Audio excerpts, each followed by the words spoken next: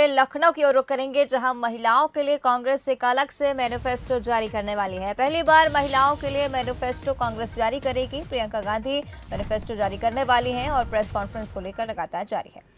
जो एकदम महिलाओं को अपना पूरा फ्रीडम ऑफ चॉइस मिले, अपनी पूरी भागीदारी मिले, राजनीति में, समाज में इस तरह की भागीदारी मिले जिससे उनका अत्याचार बंद हो, उनका शोषण बंद हो। जहां जहां मैं जाती हूँ, खास तौर से उत्तर प्रदेश में मैंने देखा है कि बहुत शोषण होता है महिलाओं का और वे लड़ रही हैं। ये बात नहीं है, ये महिलाओं की लड़ने की बात ये पहली बार हम नहीं कर रहे हैं, ये आपसे ही उभरी है। और यहाँ पे जो हमने 2 सालों से जो काम मैंने यहाँ किया और मैंने देखा कि जहाँ जहाँ मैं गई वहाँ पे महिलाएं अपने हकों के लिए लड़ रही हैं। खास तौर से जो नौजवान महिला है वो सहना नहीं चाहती है, वो सहने में कोई उसके का ग्लोरिफिकेशन नहीं होना चाहिए। वह अपने हक के लिए आज लड़ने को तैयार है और लड़ेगी। उस भावना से हमने ये घोषणा पत्र बनाया है ताकि लड़ने में हम मदद करें, समर्थन दें और महिलाओं को हम पूरी तरह से सशक्त बनाएं। इसको हमने 6 हिस्सों में बांटा है: स्वाभिमान, स्वावलंबन, शिक्षा, सम्मान, सुरक्षा और सेहत। देखिए, स्वाभिमान की सबसे बड़ी बात यह है कि राजनीति में जो 40% हम हिस्सेदारी से हम शुरू कर रहे हैं टिकटों में, हम चाहते हैं कि इसको हम आगे बढ़ा के एक दिन ये 50% बने। ये जो हिस्सेदारी है, इससे जो इम्बैलेंस है राजनीति में महिलाओं का, उसको हम ठीक करने की कोशिश करना चाहते हैं। संसद और विधानसभाओं में महिलाओं का प्रतिनिधित्व आज 14% से कम है।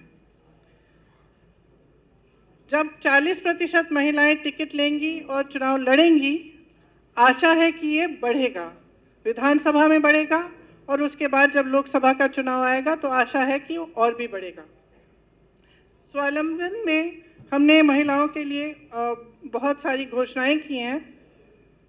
आपको शायद मालूम होगा कि उत्तर प्रदेश में कामकाजी महिलाओं की भागीदारी अब 9.4% है, 9.4%।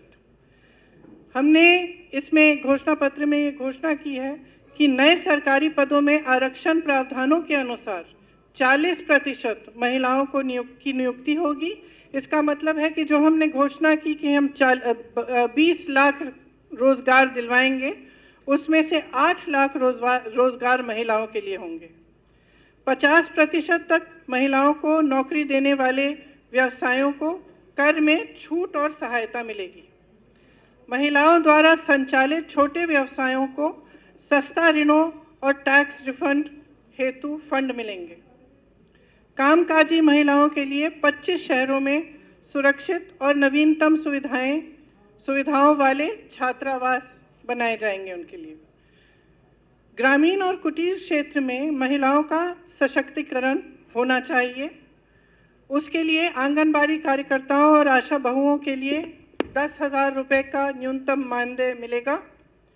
सहायता समूह को 4% इंटरेस्ट रेट पर ऋण, मनरेगा में महिलाओं को प्राथमिकता, 40% कार्यों में आरक्षण मिलेगा। राज्य में राशन की 50% दुकानों का प्रबंध और संचालन महिलाओं द्वारा किया जाएगा। शिक्षा के लिए जो शैक्षिक सशक्तिकरण है, उसके लिए हम कुछ कदम उठाना चाहते हैं। जैसे मैंने पहले भी कहा अपने भाषणों में, 10+2 में प्रत्येक लड़कियों के लिए स्मार्टफोन दिया जाएगा। आप जानते हैं, कल ही मैं एक छात्रा से बात कर रही थी, वो मुझे बता रही थी कि कोरोना के दौरान सबसे बड़ी संकट उनको जो आई कि जो ऑनलाइन शिक्षा थी वो कर नहीं पाई क्योंकि उनके पास स्मार्टफोन नहीं थे। तो आज स्मार्टफोन शिक्षा का माध्यम बन गया है और सुरक्षा का माध्यम भी है। हाँ,